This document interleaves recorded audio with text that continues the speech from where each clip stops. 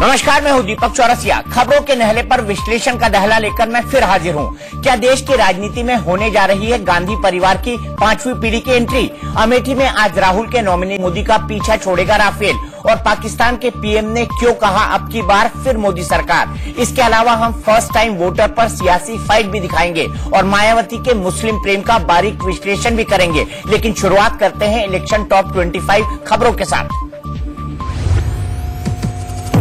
लोकसभा के पहले चरण के लिए कल मतदान, 20 राज्यों की 91 सीटों पर डाले जाएंगे वोट। 1279 उम्मीदवारों की किस्मत का होगा फैसला। यूपी की 8 सीटों से कल मैदान में होंगे दिग्गज। गौतम बुद्ध नगर से महेश शर्मा तो गाजियाबाद से वीके सिंह की किस्मत का होगा फैसला। कल चुनाव से पहले इलेक्शन कमीशन ने पूरी की तैयारी। सीईसी सुनील अरोड़ा ने लोगों से लोकतंत्र को मजबूत करने के लिए बढ़ चढ़कर वोट की अपील की। वायनाड के बाद राहुल गांधी ने आज अमेठी से किया नामांकन में सोनिया गांधी, प्रियंका और रॉबर्ट वाड्रा रहे मौजूद। राहुल के नामांकन से पहले अमेठी में दिखा गांधी परिवार का शक्ति प्रदर्शन। राहुल के रोड शो में बहन प्रियंका के बच्चे रेहान और मिराया भी थे मौजूद। अमेठी में 5वें चरण में 6 मई को होगा मतदान। राहुल को अमेठी में बीजेपी की स्मृति ईरानी दे रही है टक्कर। राफेल डील पर सुप्रीम कोर्ट से केंद्र को झटके के बाद राहुल ने पीएम मोदी को घेरा। कहा सुप्रीम कोर्ट ने माना चौकीदार चोर है। राफेल पर सुप्रीम कोर्ट के फैसले के बाद केंद्र पर मायावती का प्रहार। कहा पाप छुपाने के लिए कोर्ट को किया गुमराह। रक्षा मंत्री निर्मला सीतारमण ने राहुल पर झूठ बोलने का लगाया आरोप। कहा राफेल पर राहुल ने नहीं पढ़ा सुप्रीम कोर्ट का जजमेंट। उनके बयान को कोर्ट की अवमानना बताया। गोवा के पणजी में पीएम ने किया रैली को संबोधित। राहुल पर इशारों में बोला हमला। कहा बटुआ काटने वाला भी बोलता है चोर चोर, कंफ्यूज हो जाते हैं लोग। जूनागढ़ की रैली में पीएम मोदी का कांग्रेस पर वार। कहा पहले कर्नाटक, अब मध्य प्रदेश बन गया है कांग्रेस का एटीएम। सीएम के करीबियों के घर मिल रहे हैं नोट। गुजरात में कांग्रेस को बड़ा झटका। अल्पेश ठाकोर ने कांग्रेस छोड़ी। कहा स्थानीय नेतृत्व से नाराजगी की वजह से दिया इस्तीफा। अल्पेश ठाकोर ने कांग्रेस पर लगाया ठाकुर समाज से अन्याय का आरोप। कहा विधायक की छोड़ी किसी पार्टी में नहीं जा रहा हूं। गुर्जर आरक्षण आंदोलन के अगुआ किरोड़ी सिंह बैसला बीजेपी में हुए शामिल। कहा मोदी की सादगी और राष्ट्रवाद पसंद। चारा घोटाले में जमानत अर्जी खारिज होने के बाद लालू ने जेल से लिखी समर्थकों को चिट्ठी। कहा आरक्षण और संविधान विरोधी मोदी को खदेड़ना है। रायबरेली से कल नामांकन करेंगी सोनिया गांधी। पर्चा भरने से पहले कांग्रेस कार्यालय में करेंगी हवन। मेनका गांधी का गांधी परिवार पर हमला। कहा प्रियंका के आने से भी नहीं बदलेगी कांग्रेस की किस्मत। यूपी के डिप्टी सीएम केशव प्रसाद मौर्य का दावा, इस चुनाव में फिर बनेगी मोदी सरकार। बोले विरोधियों की होगी करारी हार। इमरान खान के मोदी प्रेम पर भारत में सियासी संग्राम। सुरजेवाला ने ट्वीट कर लिखा मोदी जी पहले नवाज शरीफ से प्यार। केजरीवाल ने भी किया तंज। यासीन मलिक को एनआईए रिमांड से फारूक अब्दुल्ला नाराज। कहा आजाद मुल्क में सबकी होती है अलग राय। रिमांड को बताया गलत। तेलंगाना के मुख्यमंत्री केसीआर को चुनाव आयोग से झटका। सांप्रदायिक टिप्पणी को लेकर आयोग ने भेजा नोटिस। आयकर विभाग की रेड को आंध्र के सीएम चंद्रबाबू नायडू ने बताया राजनीतिक साजिश। बीजेपी पर लगाया लोकतंत्र की हत्या का आरोप। कर्नाटक में बीजेपी अध्यक्ष अमित शाह ने भरा दम। यलहंका में किया रोड शो, हजारों की जुटी भीड़। कर्नाटक में मंत्री का दिखा अनोखा अंदाज। चुनाव प्रचार के दौरान नागिन डांस करते दिखे। अब कल रिलीज नहीं होगी पीएम मोदी की बायोपिक। विपक्ष की शिकायत के बाद चुनाव आयोग ने लगाई रोक।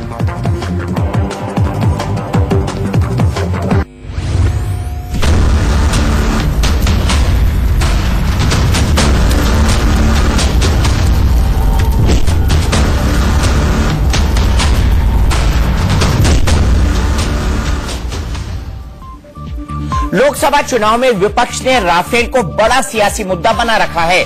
राहुल गांधी अपनी हर रैली में चौकीदार चोर है का नारा लगवाते हैं। ऐसी चुनावी सरगर्मियों के बीच राफेल ने मोदी सरकार की मुश्किलें बढ़ा दी है। दरअसल आज सुप्रीम कोर्ट से मोदी सरकार को तगड़ा झटका लगा। कोर्ट राफेल डील पर सुनवाई करने के लिए तैयार हो गया है। कोर्ट ने केंद्र की सारी दलीलों को खारिज करते हुए सुनवाई का आदेश दे दिया है।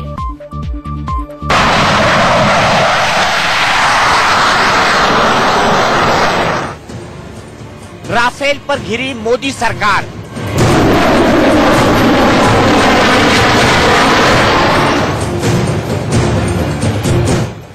चुनाव से पहले सुप्रीम फटकार।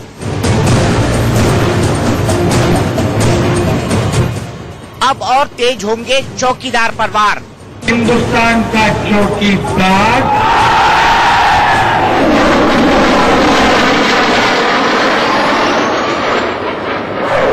फ्रांस के आसमान में उड़ रहा ये राफेल भारत की सियासत का सबसे बड़ा चुनावी मुद्दा बना हुआ है। कांग्रेस अध्यक्ष राहुल गांधी जो चौकीदार चोर है का नारा लगवाते हैं, उसकी वजह यही राफेल है। सुप्रीम कोर्ट ने कहा कि हिंदुस्तान का चौकीदार, ये देखो क्या कमाल हुआ, शर्म नहीं है इस व्यक्ति में। सुप्रीम कोर्ट कहता है कि नरेंद्र मोदी जी जो देश के चौकीदार बने हैं वो चोर हैं। आने वाले दिनों में राहुल के ये नारे और बुलंद हो सकते हैं, क्योंकि मोदी सरकार को बड़ा झटका लगा है। सुप्रीम कोर्ट ने फिर उस चिराग को घिस दिया है जिससे राफेल का जिन्न बाहर आ सकता है। दरअसल देश की सबसे बड़ी अदालत एक बार फिर राफेल डील पर सुनवाई के लिए तैयार हो गई है। बड़ी बात यह है कि सुप्रीम कोर्ट ने राफेल डील से जुड़े उन गोपनीय दस्तावेजों को सबूत के तौर पर पेश करने की मंजूरी दे दी है जो रक्षा मंत्रालय से चोरी हो गए थे। सरकार लगातार इन दस्तावेजों को गोपनीयता का हवाला देकर पेश करने से बच रही थी, लेकिन मुख्य न्यायाधीश रंजन गोगोई की अध्यक्षता वाली पीठ ने सरकार के दावों को दरकिनार कर दिया। 3 judges have given a unanimous judgment in which they have rejected the government's argument that firstly that these documents cannot be considered because, as the Attorney General said, they are stolen documents. I mean, this was on the face of it a very peculiar argument, because if somebody is going to do something wrong, he is not going to take out full-page advertisements in newspapers. So it has, that evidence has to be excavated. Bharat सरकार की ओर से पेश हुए attorney general के वेणुगोपाल ने कहा था कि संबंधित विभाग की अनुमति के बिना कोई भी राफेल डील से जुड़े दस्तावेजों को कोर्ट में पेश नहीं कर सकता। वेणुगोपाल ने अपने दावे के समर्थन में साक्ष्य कानून की धारा 123 और सूचना के अधिकार कानून के प्रावधानों का हवाला दिया। उन्होंने कहा कि राष्ट्रीय सुरक्षा से संबंधित दस्तावेज कोई प्रकाशित नहीं कर सकता, क्योंकि देश की सुरक्षा सबसे ऊपर है। लेकिन सुप्रीम कोर्ट ने केंद्र के इन सारे तर्कों को खारिज कर दिया। सुप्रीम कोर्ट ने ये भी कह दिया कि पुनर्विचार याचिकाओं की सुनवाई मेरिट के आधार पर होगी। The Chief Justice said that by a separate order we will fix a date for hearing the review petitions and they will be heard on merits. Supreme court के इस फैसले को मोदी सरकार के लिए बड़ा झटका माना जा रहा है, क्योंकि 14 दिसंबर 2018 के फैसले में सुप्रीम कोर्ट ने राफेल डील पर सभी याचिकाएं खारिज कर दी थी। लेकिन याचिकाकर्ताओं यानी अरुण शौरी, यशवंत सिन्हा और प्रशांत भूषण ने कोर्ट को ये समझाया कि केंद्र सरकार ने कोर्ट के सामने गलत तथ्य रखे हैं, जिसके कारण कोर्ट सही फैसला नहीं ले पाया। Said that you have been misled into making so many errors in the judgment. They have come up, surfaced, because the government misled you, and we have shown how that has happened, and therefore we would very much want those officers and others to be brought to you for perjury. Modi सरकार बार बार चुनाव में ये कहकर बढ़त हासिल करने की कोशिश करती रही है कि राफेल डील पर सुप्रीम कोर्ट से उसे क्लीन चिट मिल चुकी है, लेकिन चुनाव के वक्त सुप्रीम कोर्ट के इस फैसले से विरोधियों को बड़ा मौका मिल गया है। सुप्रीम कोर्ट के फैसले ने कांग्रेस को बड़ा सियासी हथियार दे दिया है। राफेल डील पर सीधे पीएम मोदी को घेरने वाले राहुल गांधी ने आज फिर कहा कि चौकीदार चोर है। वहीं लोकसभा चुनाव के बीच आई इस खबर से बीजेपी को सफाई देनी पड़ रही है।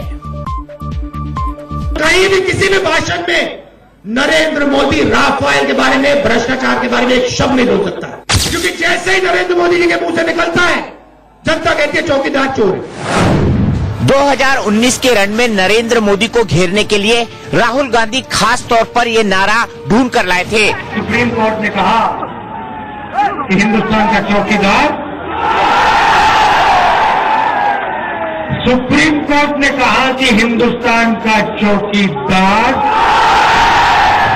वैसे चुनावी समर में ये नारा काफी पॉपुलर भी हो चुका है। इन्हीं सब सरगर्मियों के बीच राफेल पर सुप्रीम झटके से कांग्रेस का जोश और भी हाई हो गया है।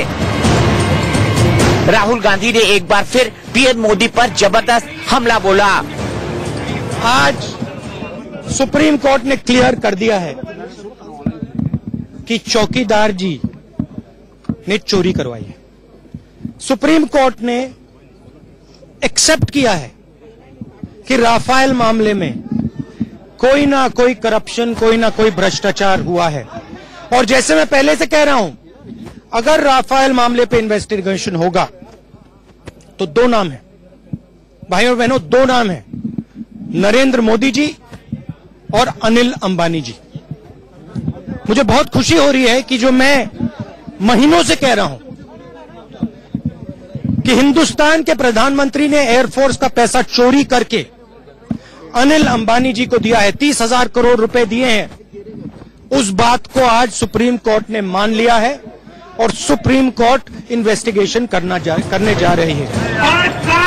कांग्रेस के साथ साथ बाकी विपक्षी पार्टियां भी मोदी सरकार पर हमलावर हो गई हैं। दिल्ली के सीएम अरविंद केजरीवाल ने ट्विटर पर लिखा कि मोदी जी हर जगह कह रहे थे कि उन्हें सुप्रीम कोर्ट से राफेल में क्लीन चिट मिली है। आज के सुप्रीम कोर्ट के फैसले से साबित हो गया है कि मोदी जी ने राफेल में चोरी की है, देश की सेना से धोखा किया है और अपना जुर्म छुपाने के लिए सुप्रीम कोर्ट को गुमराह किया है।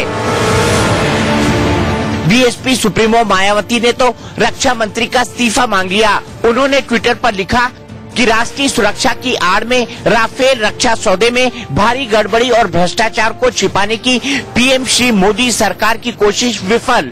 सुप्रीम कोर्ट में बीजेपी सरकार पूरी तरह घिरी। संसद के भीतर व बाहर बार बार झूठ बोलकर देश को गुमराह करने के लिए श्री मोदी माफी मांगे व रक्षा मंत्री इस्तीफा दें। चुनावी समर में लालू यादव की पार्टी आरजेडी ने भी मोदी सरकार को लपेटने की कोशिश की है। वहीं बीजेपी के सहयोगी भी कह रहे हैं कि सच सामने आना चाहिए। जिस महापुरुष को उन्होंने 30,000 करोड़ की मिठाई वाली स्वीट डील दी ना, जेपीसी से भागते भागते आज सुप्रीम कोर्ट ने तमाम उन डॉक्यूमेंट्स को, जिसको ये कहते थे कभी चोरी हो गई, कभी कहां से निकला, इसको एंटरटेन मत कीजिए। मैं समझता हूं माननीय सर्वोच्च न्यायालय ने मोदी जी को आईना दिखा दिया है। अब उस आईने में और तस्वीरें आएंगी, इंतजार करिए, वो महापुरुष बहुत जल्दी सामने आ जाएंगे। सच जानने का अधिकार जितना न्यायालय को है उतना देश को और देश की जनता को भी है कि राफेल में क्या हुआ है, क्या नहीं हुआ है। ये सब एक बंद कमरे में नहीं रहना चाहिए, देश को भी समझना चाहिए। और मुझे पूरा विश्वास है जो सच है उसमें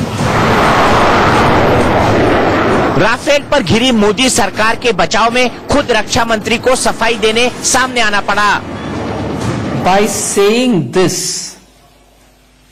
that court ने मान लिया, and by also saying that the court has said, चौकीदार चोर है, चौकीदार अनिल अंबानी को इतना पैसा देने का मान लिया है। These verge on contempt of court. The court today has not said any such a thing.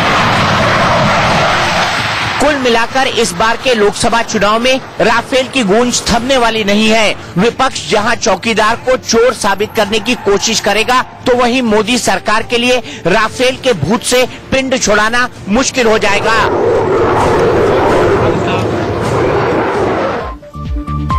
रार की 3 बड़ी वजह है। पहली है 126 विमानों की जगह सिर्फ 36 विमानों की खरीद। दूसरी वजह है राफेल विमान की कीमत और विवाद की तीसरी वजह है ऑफसेट पार्टनर के तौर पर HAL की जगह अनिल अंबानी की कंपनी को जोड़ना। कांग्रेस इन्हीं 3 बातों को आधार बनाकर दावा करती है कि मोदी सरकार ने डील में भ्रष्टाचार किया है।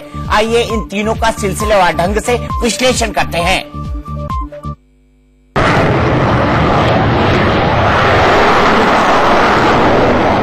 देश के इतिहास में राफेल अकेला ऐसा लड़ाकू विमान है जिसकी खरीद भारत की सरकार ने 1 नहीं 2 बार की।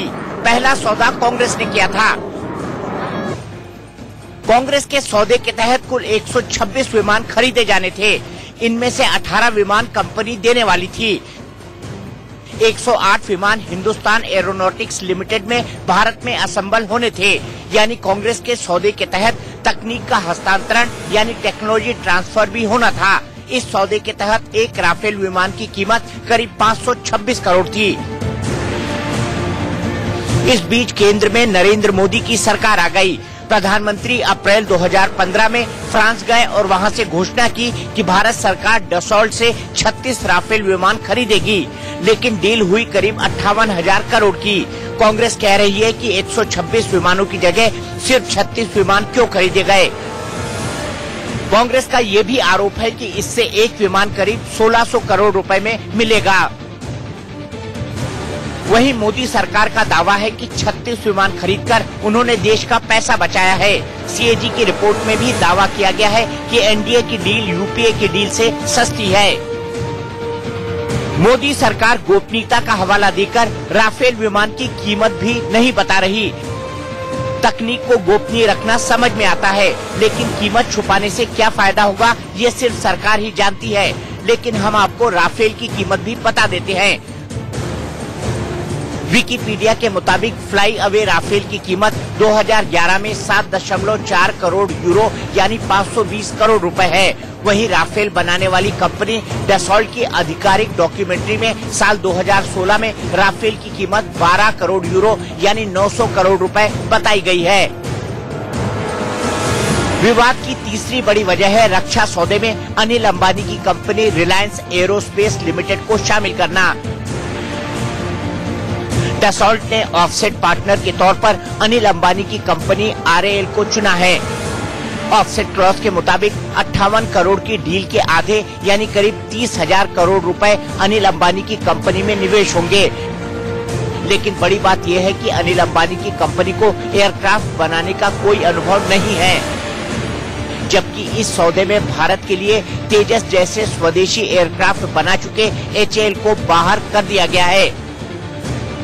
राहुल गांधी का आरोप है कि ये सब PM मोदी के कहने पर हुआ है, इसीलिए वो हर मौके पर चौकीदार को घेरते रहते हैं। मजदूर के घर के सामने चौकीदार दिखाई देता है, मगर अनिल भाई के घर के सामने कितने चौकीदार दिखाई देते हैं। चौकीदारों की अनिल अंबानी के घर के सामने चौकीदारों की लाइन लगी हुई है। भाइयों और बहनों, चौकीदार गरीबों का नहीं होता है, चौकीदार अनिल अंबानी जैसे चोरों का होता है। हालांकि ये सिर्फ तस्वीर का एक पहलू है।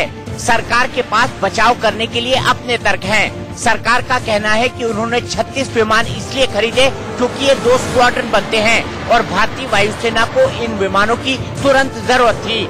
सरकार ने ये भी कहा कि जो विमान खरीदे गए हैं वो पूरी तरह से हथियार और बाकी साजो सामान से लैस हैं। इसीलिए बेसिक एयरक्राफ्ट से कीमतों की तुलना करना गलत है। सरकार का ये भी कहना है कि ये डील सरकारों के बीच है, इसीलिए भ्रष्टाचार की कोई गुंजाइश नहीं है।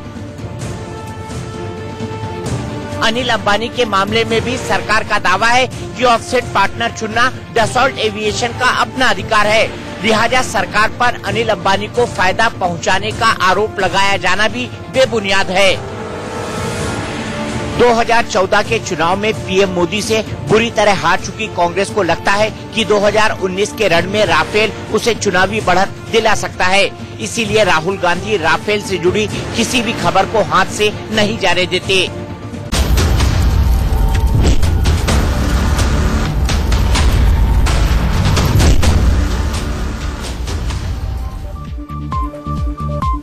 कांग्रेस अध्यक्ष राहुल गांधी ने आज अमेठी लोकसभा सीट से नामांकन दाखिल किया, लेकिन उससे पहले यहां राहुल एंड फैमिली का मेगा रोड शो हुआ।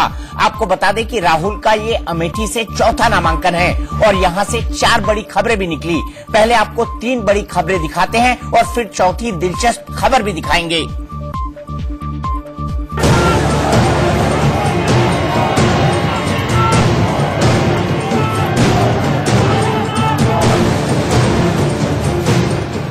ऐसा पहली बार हुआ जब राहुल गांधी के नॉमिनेशन में 3 पीढ़ियां एक साथ दिखी। ऐसा पहली बार हुआ जब राहुल ने बतौर कांग्रेस अध्यक्ष अमेठी में पर्चा भरा। ऐसा पहली बार हुआ जब राहुल के नामांकन में बहन प्रियंका बतौर पार्टी महासचिव भी मौजूद रहीं और पर्चा दाखिल करते वक्त मां सोनिया ने भी उपस्थिति दर्ज कराई। दोपहर करीब 12 बजे कांग्रेस अध्यक्ष राहुल गांधी का रोड शो अमेठी के मुंशीगंज गेस्ट हाउस से कलेक्ट्रेट की तरफ निकला। खुले ट्रक में राहुल के साथ बहन प्रियंका, बहनोई रॉबर्ट वाड्रा और उनके दोनों बच्चे मौजूद थे। कांग्रेस अध्यक्ष राहुल गांधी आज अमेठी से अपना नामांकन भर रहे हैं। पीछे आप देख सकते हैं रोड शो शुरू किया है कांग्रेस अध्यक्ष राहुल गांधी में, साथ में रॉबर्ट वाड्रा भी है। जी हाँ, लगातार चर्चा में रॉबर्ट वाड्रा। पहले उन्होंने कहा था कि वो चाहते हैं कि वो चुनाव लड़े, उसके बाद उन्होंने कहा कि हम प्रचार करेंगे। ईडी ने लगातार उनको पूछताछ के लिए बुलाया, बीजेपी ने बड़ा इशू बनाया था, लेकिन आज आप कह सकते हैं कि प्रियंका और राहुल गांधी अपने पूरे परिवार के साथ रोड शो जो है उन्होंने शुरू कर दिया है। रॉबर्ट वाड्रा है, राहुल गांधी है, प्रियंका के दोनों बच्चे जो है वो भी अगर आपको दिख रहे हो तो दोनों ही बच्चे साथ में। तो ये आप कह सकते हैं एक मैसेज देना चाहती है पार्टी यहाँ से कि हाँ, प्रियंका साथ में है, रॉबर्ट साथ में है। अमेठी की सड़कों पर राहुल का काफिला आगे बढ़ा तो एक झलक पाने के लिए लोगों का हुजूम उमड़ता रहा। राहुल और प्रियंका हाथ हिलाकर जनता का अभिवादन करते रहे। सबसे गौर करने वाली बात यह है कि राहुल के पूरे रोड शो में रॉबर्ट वाड्रा गर्मजोशी में दिखे। आप कह सकते हैं सैलाब जो है अमेठी के अंदर निकला है। आप नीचे भी देखोगे तो लगातार गुलाब जो है वो बरसाए जा रहे हैं। ओपन ट्रक में राहुल और वो निकले और रॉबर्ट वाड्रा देखिए आप लगातार थम्स अप कर रहे हैं, कह रहे हैं कि हाँ यहाँ से जीतता है। लगातार सवालों के और राजनीति के घेरे में रहे रॉबर्ट वाड्रा, लेकिन आज हर बार की तरह रॉबर्ट वाड्रा राहुल गांधी के साथ मौजूद है। करीब 4 घंटे बाद राहुल का काफिला अमेठी कलेक्ट्रेट पहुंचा, जहां मां सोनिया गांधी, बहन और बहनोई के साथ राहुल ने नामांकन किया। पर्चा भरने के बाद राहुल बाहर आए तो अमेठी की जनता का शुक्रिया अदा किया और पीएम मोदी को डिबेट करने के लिए चैलेंज कर दिया। तो सबसे पहले मैं अमेठी की जनता और वायनाड की जनता को दिल से धन्यवाद देना चाहता हूं कि इतना प्यार उन्होंने मुझे दिया। नरेंद्र मोदी जी मेरे साथ आइए, प्यार से डिबेट करते हैं। देश राफेल मामले के बारे में जानना चाहता है, भ्रष्टाचार के बारे में जानना चाहता है, नोटबंदी के बारे में जानना चाहता है, अमित शाह के पुत्र के बारे में जानता है। 2 मिनट आ जाइए, 15 मिनट बात कर लीजिए हमारे साथ। जहां कराना चाहे मैं करने को तैयार हूं। क्या देश की राजनीति में होने जा रही है गांधी परिवार की 5वीं पीढ़ी की एंट्री? क्या प्रियंका के बाद उनके बेटे भी सियासत में हाथ आजमाने वाले हैं? ये खबर भी राहुल के अमेठी वाले रोड शो से ही निकली है और यही राहुल के नामांकन की चौथी बड़ी खबर है।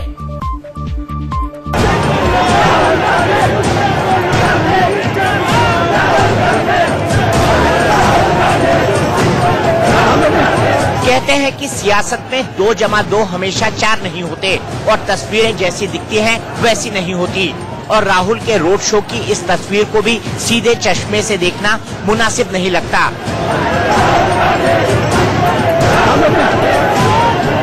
राहुल के मेगा रोड शो और नामांकन में गांधी वाड्रा परिवार की 3 पीढ़ियां दिखी, लेकिन जरा इतिहास के पन्ने पलटे तो राजनीतिक मंच पर गांधी परिवार की ये 5वीं पीढ़ी का दर्शन है।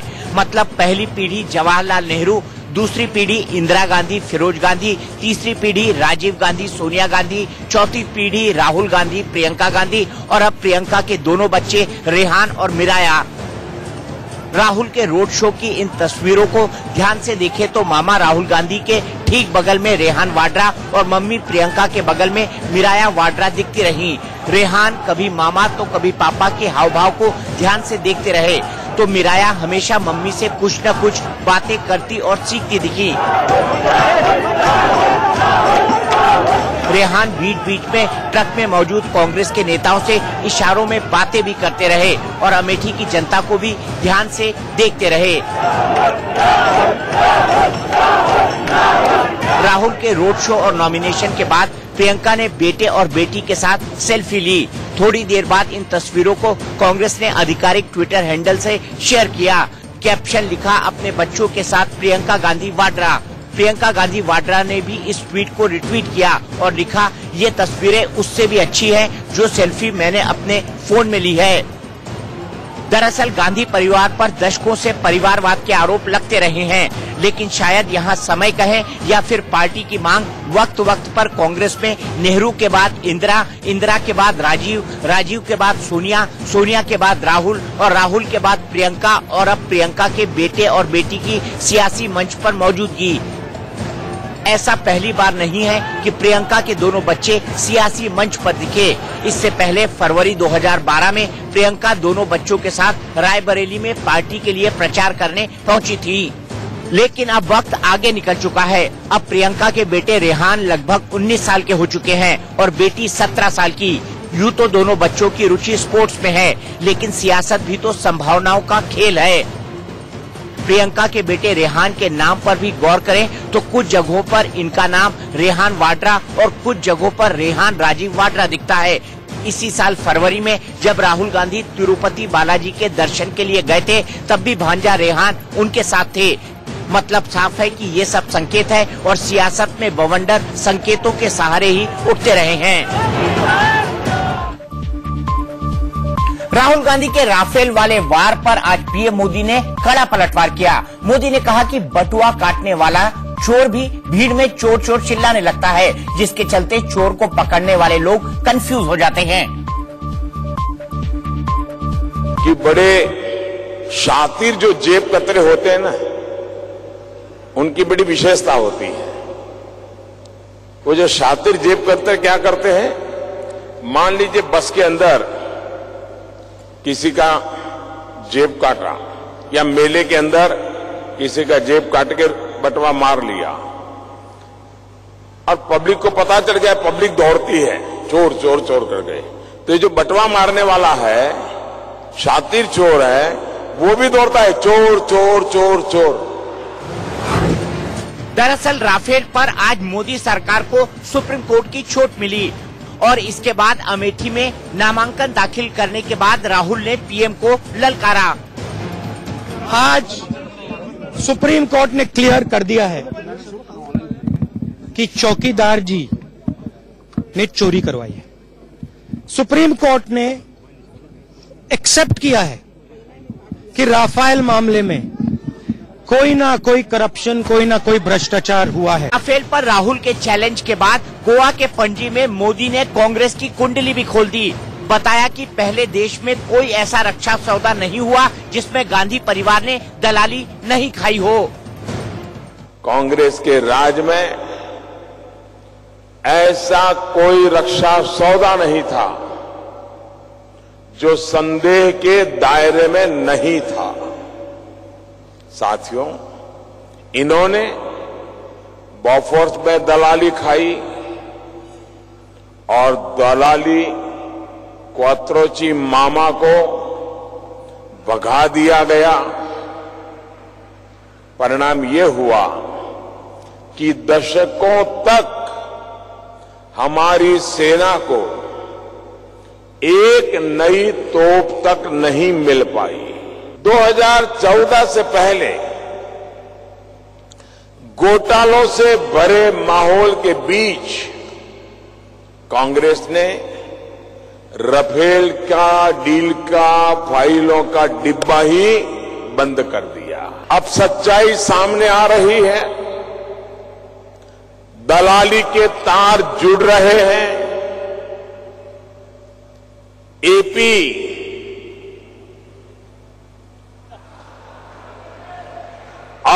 फैमिली को कितना माल मिला, ये अब खुल करके सामने आ रहा है। इससे पहले गुजरात के जूनागढ़ की रैली में भी मोदी ने भ्रष्टाचार के मुद्दे पर कांग्रेस को घेरा। उन्होंने कहा कि कर्नाटक के बाद मध्य प्रदेश कांग्रेस का एटीएम बन गया है। पहली बार वोट डालने वालों से पीएम मोदी की अपील पर सियासत शुरू हो गई है। दरअसल कल महाराष्ट्र के लातूर की रैली से पीएम ने फर्स्ट टाइम वोटर से एयर स्ट्राइक करने वाले पराक्रमियों और पुलवामा के शहीद जवानों के लिए वोट डालने की अपील की थी। आज पंजाब के सीएम ने चुनाव आयोग से इस बारे में शिकायत की और तमाम पार्टियां इस पर सियासत करने लगी हैं। You never vote for soldiers. You salute soldiers. The Prime Minister doesn't know the difference between saluting and voting. The young people must salute those soldiers. When it comes to the vote, they must ask the question, why did those soldiers die? पहले भी Bharatiya Janata party और उसके तमाम नेतागण हमारे बहादुर फौजी, हमारे बहादुर air force के लोग उनके नाम पर वोट मांगते रहे हैं। मैं ये कहना चाहता हूं कि चुनाव के अवसर पर इस प्रकार से अपील करना अपने आप में चुनाव का मॉरल कोड ऑफ कंडक्ट है। जो मॉडल कोड ऑफ कंडक्ट बनाया है उसका उल्लंघन कर रहे हैं प्रधानमंत्री जी। चुनाव आयोग को सख्त से सख्त कार्रवाई करनी चाहिए। भारत के लोग देश में किसे प्रधानमंत्री देखना चाहते हैं ये तो 23 मई को पता चलेगा, लेकिन पाकिस्तान चाहता है कि हिंदुस्तान में एक बार फिर मोदी सरकार बने। दरअसल इमरान खान ने एक इंटरव्यू में कहा है कि अगर मोदी सरकार की वापसी होती है तो भारत से शांति वार्ता बेहतर होगी। इमरान के इस बयान के बाद देश में सियासी घमासान छिड़ गया है।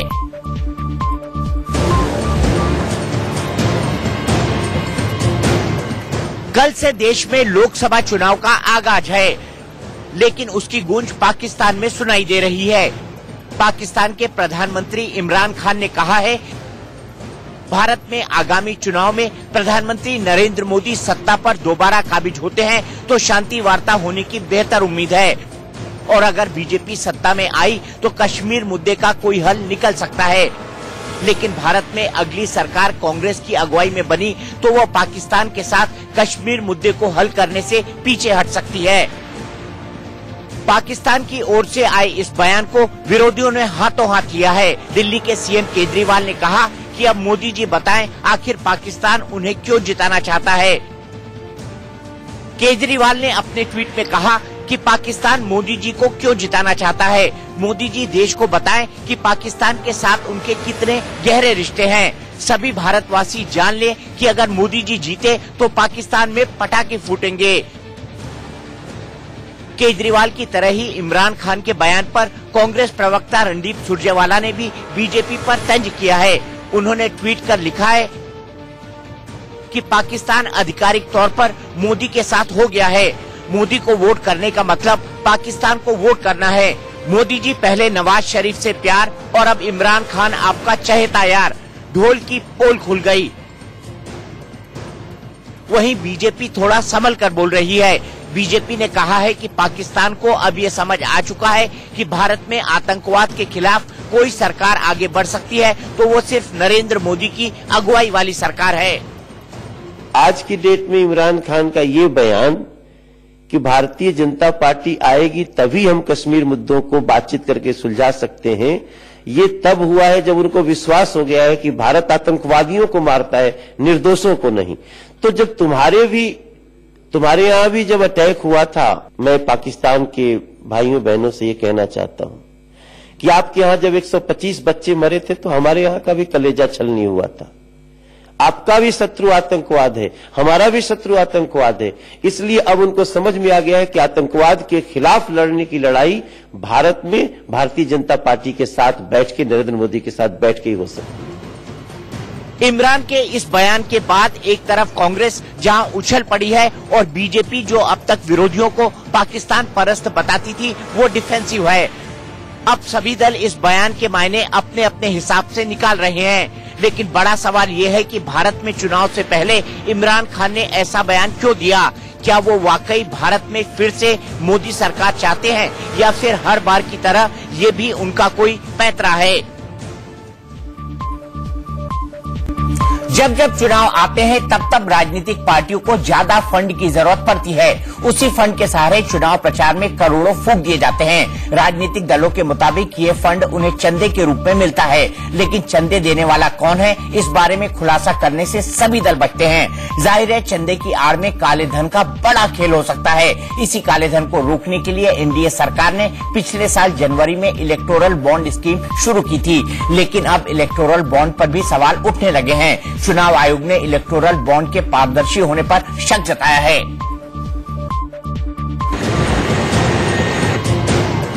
किसी नेता का हेलीकॉप्टर से प्रचार, किसी का कई किलोमीटर लंबा रोड शो।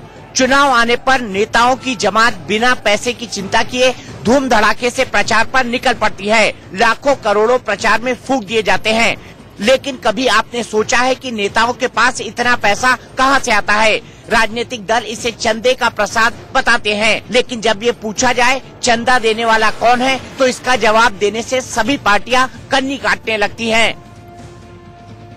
सवाल ये कि आखिर पार्टियों को चंदा देने वाले कौन हैं? सवाल ये कि पार्टियों के पास चंदे का हिसाब क्यों नहीं होता? सवाल ये कि क्या पार्टियां चंदे की व्यवस्था का अवैध फायदा उठाती हैं? सवाल ये कि क्या चंदे की आड़ में काले धन का खूब इस्तेमाल होता है? राजनीतिक दलों को मिलने वाले चंदे पर काफी वक्त से सवाल उठते रहे हैं, लेकिन हमेशा विरोध में रहने वाले सत्ता और विपक्ष इस एक मुद्दे पर सहमत होते हैं कि चंदे की जानकारी का ब्यौरा नहीं दिया जा सकता। इसके लिए पिछले साल संसद में सर्वसम्मति से विधेयक पास हुआ, जिस पर विपक्ष ने बहस की मांग भी नहीं की। वित्त विधेयक 2018 के तहत सभी राजनीतिक दलों के विदेशी चंदों की जांच पड़ताल से छूट देने का प्रावधान है।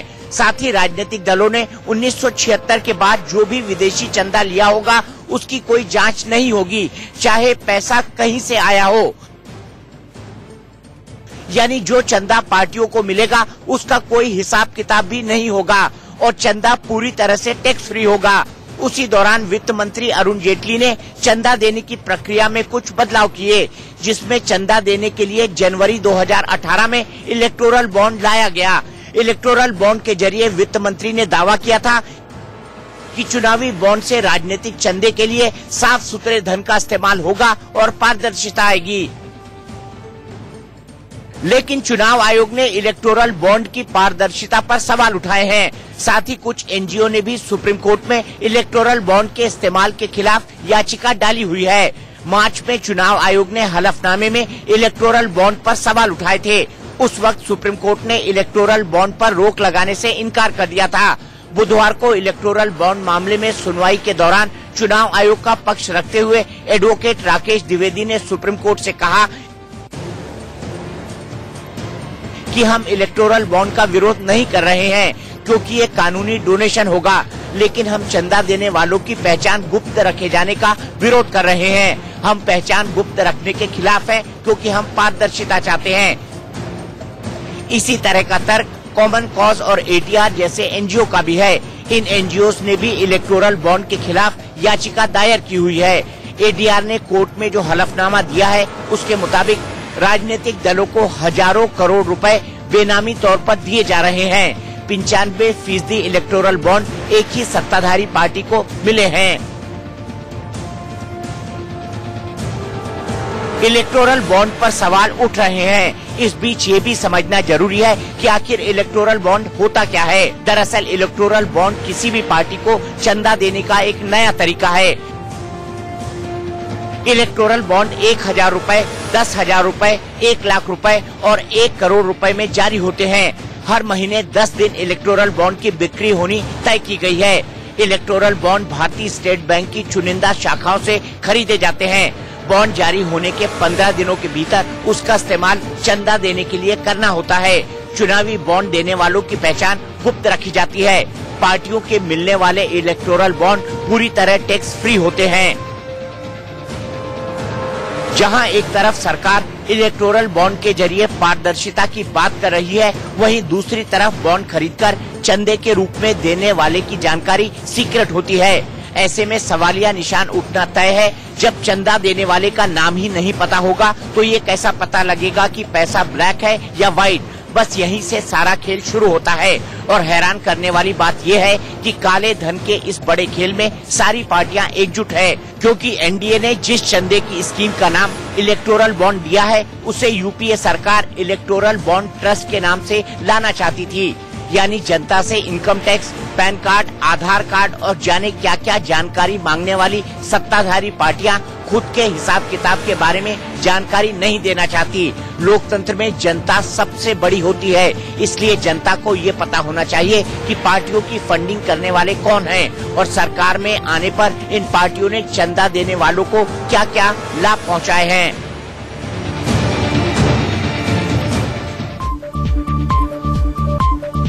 कल पहले चरण में उत्तर प्रदेश की 8 सीटों पर वोटिंग है। ये 8 सीट महागठबंधन के लिए काफी अहम है। ये बात मायावती बखूबी जानती हैं। इसीलिए उन्होंने 3 दिन पहले देवबंद में मुसलमानों को एकजुट होकर वोट देने की अपील कर डाली। आखिर पश्चिमी यूपी में मुस्लिम वोट बैंक को लेकर मायावती क्यों इतनी परेशान है? इसके पीछे एक बड़ी वजह कांग्रेस भी है। आपको दिखाते हैं पश्चिमी यूपी में मुस्लिम वोटों का गणित जो महागठबंधन का खेल बिगाड़ सकता है। मुस्लिम समाज के लोगों को ये कहना चाहती हूँ, चुनाव में बीजेपी को हार का मुंह उत्तर प्रदेश से दिलाना है तो आप लोगों को अपने वोट को बांटना नहीं है, बल्कि एक तरफ अपना वोट गठबंधन के उम्मीदवारों को देना है। करीब 3 लाख लोगों की भीड़ के सामने मायावती ने मुसलमानों के एकजुट होने की बात यूं ही नहीं कही थी।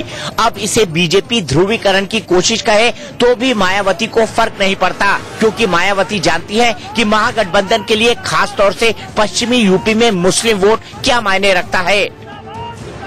पश्चिम उत्तर प्रदेश में कई मुस्लिम बाहुल्य सीट है, जैसे सहारनपुर, बिजनौर, मेरठ, रामपुर। ये वो सीटें हैं जहां मुस्लिम मतदाता ज्यादा है। ऐसे में कांग्रेस ने भी कई मुस्लिम मतदाताओं को पश्चिम उत्तर प्रदेश में उतारा है और अगर मुस्लिम मतदाताओं का वोट बढ़ता है महागठबंधन और कांग्रेस के बीच में तो इसका सीधा फायदा भारतीय जनता पार्टी को होगा। एग्जाम्पल के तौर पे अगर आप देखिए तो सहारनपुर से इमरान मसूद भी लड़ रहे हैं और महागठबंधन ने भी मुस्लिम उम्मीदवार उतारा है। ऐसे में महागठबंधन और अगर कांग्रेस का वोट बढ़ता है तो इसका सीधा फायदा बीजेपी को होगा। इमरान मसूद महागठबंधन के लिए सिरदर्द बने हुए हैं। सहारनपुर से अखिलेश और मायावती ने चुनावी कैंपेन की शुरुआत की थी। ये वही सीट है जहां इमरान मसूद कांग्रेस के प्रत्याशी हैं, जो 2014 में पीएम मोदी के खिलाफ विवादित बयान देकर चर्चा में आए थे। इस ताकत को पहचान लो, इस ताकत को पहचान लो, मैं तो लड़ता ही रहूंगा।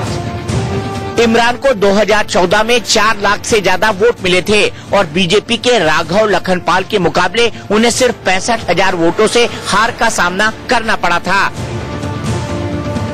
इसी सीट से महागठबंधन ने हाजी फजलुर रहमान को उतारा है। ऐसे में यहाँ मुस्लिम वोट हासिल करने के लिए कांग्रेस और महागठबंधन में खूब जोर आजमाइश है। सहारनपुर के अलावा रामपुर में भी मुस्लिम अपना प्रभाव रखते हैं, लेकिन यहाँ आजम खां अकेले मुस्लिम प्रत्याशी हैं। फिर भी कांग्रेस में मुस्लिम वोटों के जाने का डर मायावती को सता रहा है।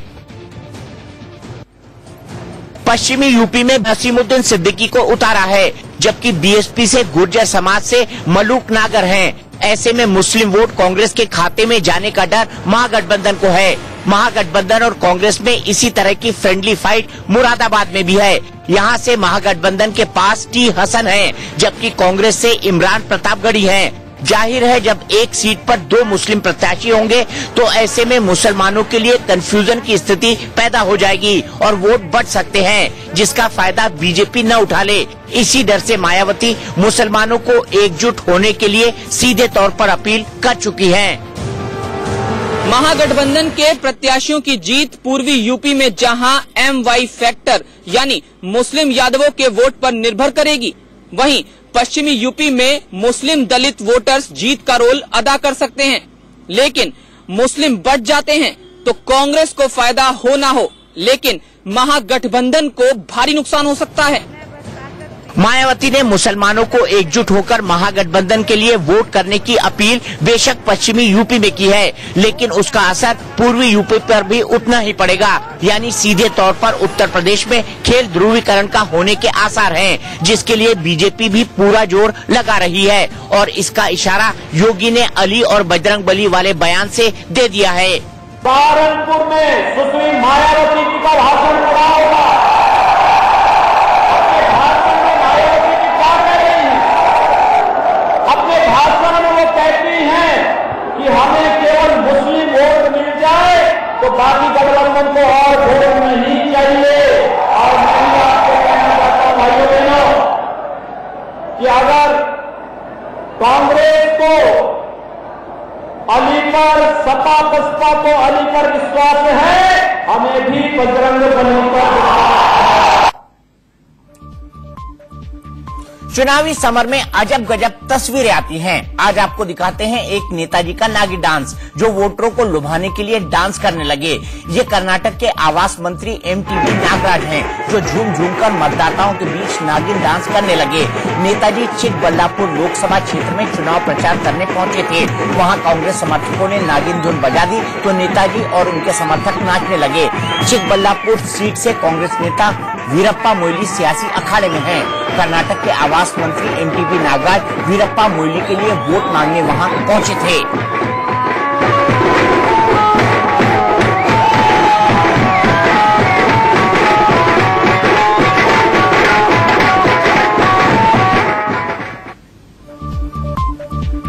नहले पे दहला में आज के लिए इतना ही, लेकिन इंडिया न्यूज पर खबरों का सिलसिला लगातार जारी है।